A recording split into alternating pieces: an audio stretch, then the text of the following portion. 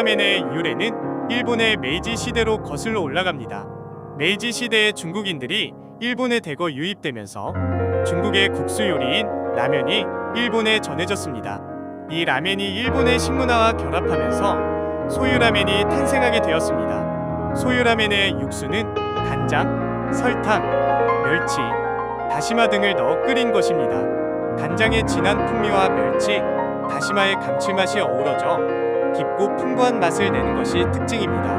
면발은 얇은 편으로 부드러운 식감이 일품입니다. 토핑으로는 돼지고기, 파, 계란 등이 주로 사용됩니다. 소유라멘은 일본의 대표적인 라멘 중 하나로 현재는 전 세계적으로 사랑받는 음식입니다. 한국에서도 많은 사람들이 즐겨 먹는 라멘 중 하나입니다. 소유라멘의 유래에 대해서는 다음과 같은 설이 있습니다. 중국에서 건너온 설. 소유라멘의 육수는 중국의 간장국인 장육에서 유래했다는 설입니다. 장육은 간장, 설탕, 돼지뼈 육수를 넣어 끓인 음식으로 소유라멘과 비슷한 맛을 냅니다. 일본에서 독자적으로 개발된 설. 소유라멘은 일본에서 독자적으로 개발된 음식이라는 설도 있습니다. 메이지 시대에 중국인들이 일본에 유입되면서 중국의 라멘을 일본의 식재료와 조리법으로 재해석하여 소유라멘을 탄생시켰다는 것입니다. 소유라멘의 유래에 대한 정확한 기록은 남아있지 않지만 중국에서 건너온 음식이라는 설과 일본에서 독자적으로 개발된 음식이라는 설이 모두 설득력을 갖고 있습니다. 오늘은 신림에서 맛본 소유라멘의 맛집 라이카켄의 식당으로 한번 들어가 봅니다. 나하라이켄 분위기. 봉천동 라이라이켄은 일본 후쿠오카현 기타카타시에 본점을 둔 라멘 전문점 라이라이켄의 한국 지점입니다. 2022년 12월 15일 서울특별시에 관악구 봉천동에 오픈했습니다. 봉천동 라이라이켄은 신림 라이라이켄과 마찬가지로 라이라이켄 본점과 동일한 조리법으로 라멘을 만들어냅니다. 돼지뼈를 장시간 우려낸 깊고 진한 육수와 쫄깃한 면발이 특징입니다. 대표 메뉴로는 돈코츠라멘, 미소라멘, 시오라멘 등이 있습니다.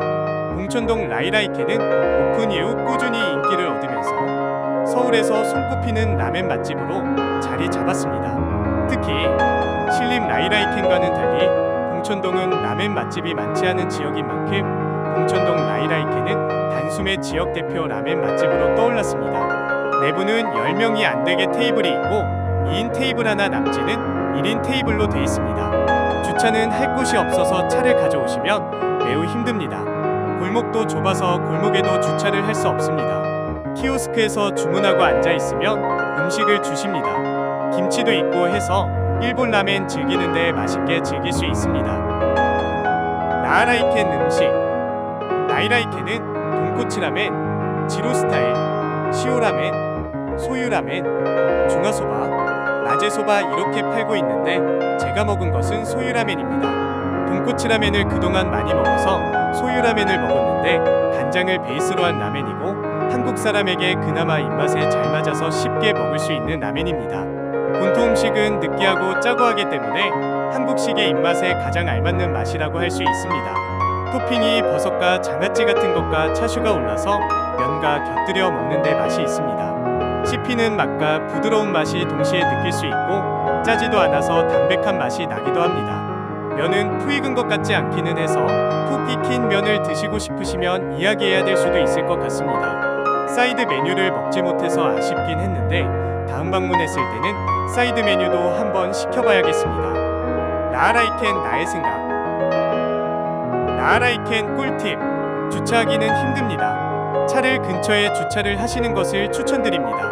내부가 좁아서 평일에도 웨이팅이 있습니다. 식사 시간을 피하셔서 가야 됩니다. 2인 이상은 가서 먹기 힘들 수 있습니다. 나하라이켄 가격. 돈코츠라멘 8,000원, 지로스타일 8,000원, 시오라멘 9,000원, 소유라멘 9,000원. 나하라이켄 위치. 서울 관악구 봉천로 13길 5